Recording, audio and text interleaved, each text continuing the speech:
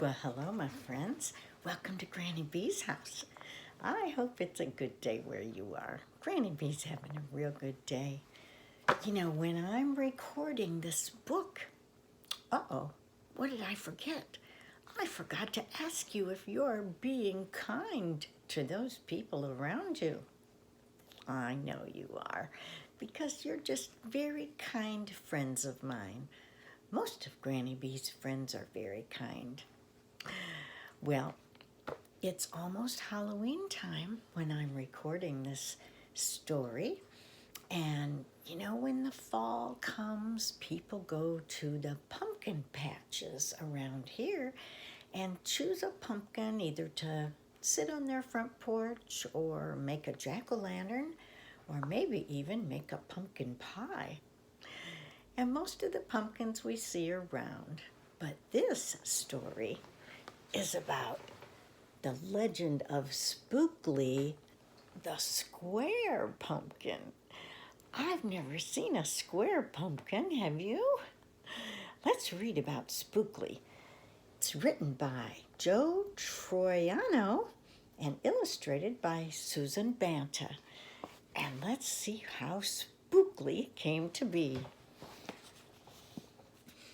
One day in the pumpkin patch, the strangest little pumpkin hatched. Spookley wasn't like his friends. Where they had curves, he had ends. Spookley was different. He was odd. He was rare. Spookley the pumpkin wasn't round. He was square. While the round pumpkins had fun rolling along, poor Spookley sat there shaped all wrong. He tried and tried with all his might, but he couldn't budge. He just sat tight. The other pumpkins teased him because he was square. Spookley wished he was round and could roll everywhere. That is, until one night when they all discovered it's fine to be round when the weather is fair, but there are times it's better to be a square. Halloween was just a day away when a mighty storm blew across the bay. It tossed the round pumpkins to and fro. It snapped their vines, then off they'd go, bouncing left, slamming right, banging, bashing. What a sight! Spookley sat there filled with fright, but glad to be a square that night. Suddenly the fence gave way. 3 pumpkins rolled out and into the bay. Spookley knew what must be done. It was up to him. He was the one. He teetered, he tottered, he tipped, he tried, and finally flipped. He was on his side. Again he tipped, again he flopped, again he flipped, and then he stopped right in the gap where the fence had snapped. He blocked the way. The hole was capped. All the pumpkins shouted, "Hooray! Spookley the square pumpkin had saved the day." Then a pumpkin hit him with a whack. He thought his shell would start to crack. Then another one hit him with a thump, and another one with a smack. Then one by one, a ton of pumpkins piled on the stack with a bang and a bash and a crunch and a crash, and then it all went black. What? Look where Spookley is. He's down here in the corner blocking the hole in the fence so all those pumpkins didn't have to roll away. At dawn, when the storm had stopped, the farmer came out and checked his crop. He picked his pumpkins up one by one and laid them out in the warm, dry sun.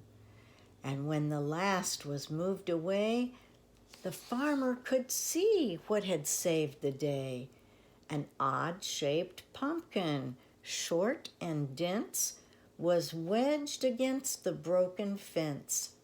Its shell was bruised, its stem was too, but there was brave little Spookley sitting straight and strong and true. Right then and there the farmer knew of all the seeds he'd ever sown, Spookleys were the most special that had ever grown.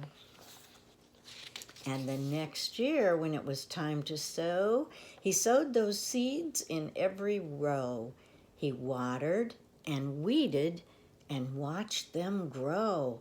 And oh, that morning about mid-June, when the pumpkin patch began to bloom, there were tiny pumpkins everywhere, hundreds and hundreds, most of them square.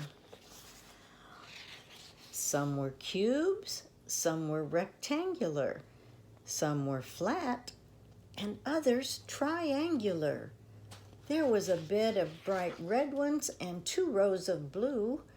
There were polka dot pumpkins and rainbow ones too. There were thousands of colors and hundreds of shapes. Oh, what a garden variety makes. Now every year on Halloween, Spookley's patch is quite a scene. People come from far and near to see what wonders grew that year. They stop, they gawk, they gaze, they stare. Then they pick a pumpkin that's round, triangular, or perfectly square. Now you know the story of how Spookley grew. Maybe someday you'll tell someone too, and they'll go tell someone who will go tell another, and maybe one day we will all discover you can't judge a book or a pumpkin by its cover. Well, I like that. It doesn't matter what we look like. We're all different. But oh my goodness, it matters that we all get along and we all help each other and we all accept each other the way we are. And part of that acceptance is being kind to people even when they're different. Maybe they're a different color than you. Maybe they're a different shape. Maybe they talk different. Maybe they act different. But that's what makes the world the most wonderful place. All of us living together, being kind to each other, and making things work. So you continue to be kind to all those people, no matter what their color or what their shape or how they talk. And Granny B will continue to love you and hope that you come back to see her because she's got lots more stories to read to you. Okay? Bye-bye.